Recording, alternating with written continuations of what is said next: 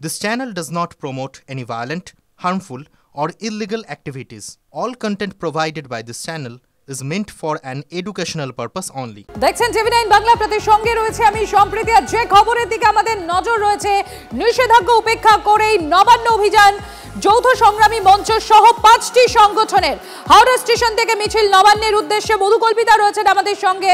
আমি একবার মধুকল্পিতার কাছে চলে যাবো। মধুকল্পিতা, যেটা তুমি জানাচ্ছিলে, রামকৃষ্ণ ঘাটের দিক থেকে মিছিল, সেখানে পুলিশি প্রহরা রয়েছে, কড়া পুলিশি প্রহরা রয়েছে, আর কি দেখতে পাচ্ছ এই মুহূর্তে ওখানে মধুকল্পিতা?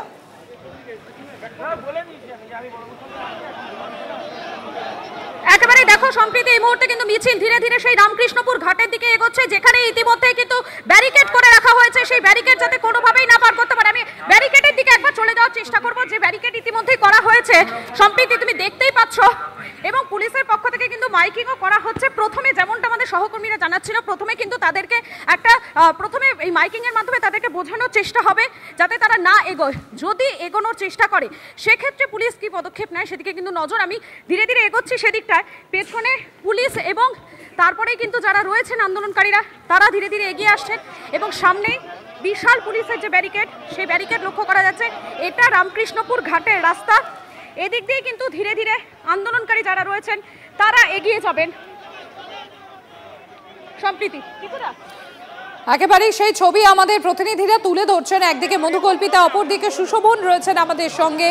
দেখুন রামকৃষ্ণপুর ঘাট, যেটা বারংবার আমরা তুলে ধরার চেষ্টা করছি, কিভাবে কড়া পুলিশি প্রহরার মাধ্যমে সেখানে নজরদারি রয়েছে। এবং দেখুন ড্রোনের মাধ্যমে চলছে নজরদারি। আজকে 10টা ড্রোনের মাধ্যমেই নজরদারি চলছে। যৌথ সংগ্রামী মঞ্চ সহ 5টি সংগঠনের এই নবান্ন অভিযান, প্রচুর পুলিশ, র্যাব, জলকামান মোতায়েন রয়েছে। প্রচুর পরিমাণে জলকামানও সেখানে রাখা হয়েছে, ঢালাই করে বসানো হয়েছে লোহার বিম। আর দেখুন নবান্নের রেপ্লিকা নিয়ে যাচ্ছেন এই আন্দোলনকারীরা। মিছিল ইতিমধ্যেই শুরু হয়ে গিয়েছে। মিছিলের পুরোভাগে রয়েছেন যৌথ সংগ্রামী মঞ্চের আহ্বায়ক ভাস্কর ঘোষ। সুশোভন, কি চলছে ওখানে? সুশোভন, কতদূর এগোলো মিছিল?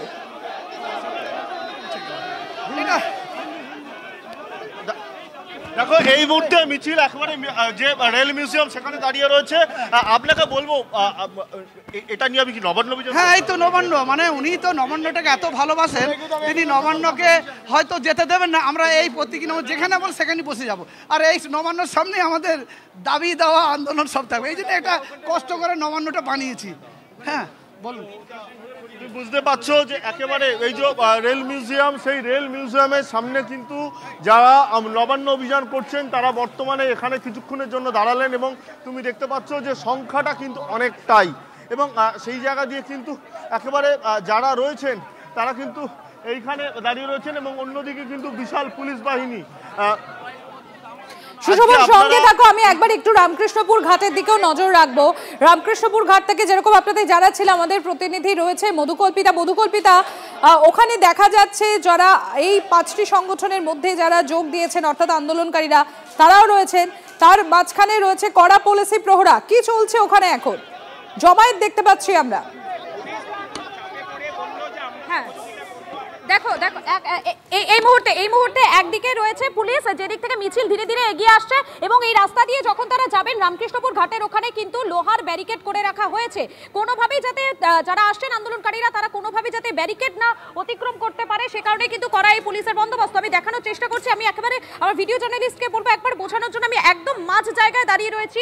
এখান থেকে যদি বাঁদিকে নজর দেওয়া যায় সেদিকে কিন্তু করা পুলিশ, এবং সেই পুলিশের পেছনেই রয়েছেন যারা আন্দোলনকারীরা তারা। এবং যে রাস্তায় এই মুহূর্তে আমি দাঁড়িয়ে রয়েছি সেই রাস্তা ধরে ধীরে ধীরে যদি এগোতে থাকি তাহলে কিন্তু সামনেই যে লোহার ব্যারিকেড, যে ব্যারিকেড রামকৃষ্ণপুর ঘাটে একেবারে করা হয়েছে, সেই ব্যারিকেডের ওপারেও কিন্তু পুলিশ রয়েছে।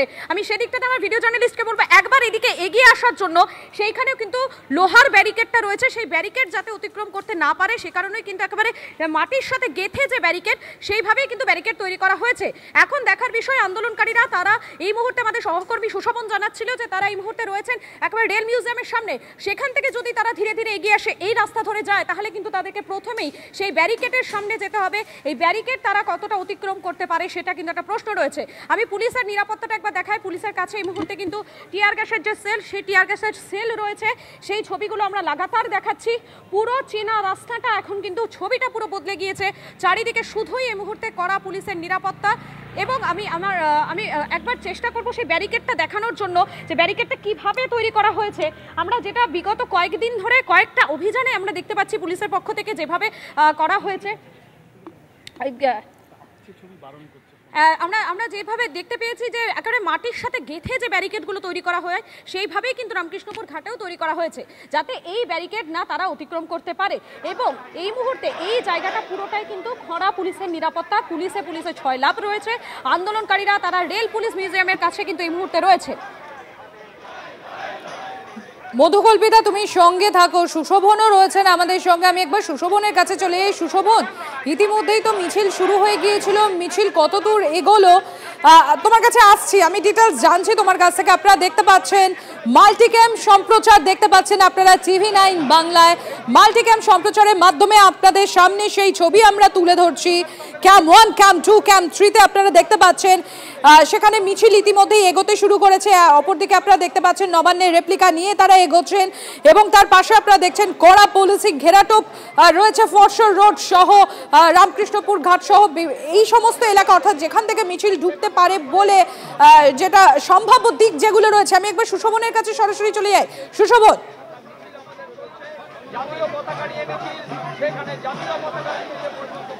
দেখো এখনো পর্যন্ত রেল মিউজিয়ামের সামনেই যারা আন্দোলনকারী তারা দাঁড়িয়ে রয়েছেন, নবান্ন অভিযান যারা ডাক দিয়েছিলেন তারা এখান থেকে কিছুক্ষণ পরে এগোবেন আপাতত সেরকমই মনে করা হচ্ছে।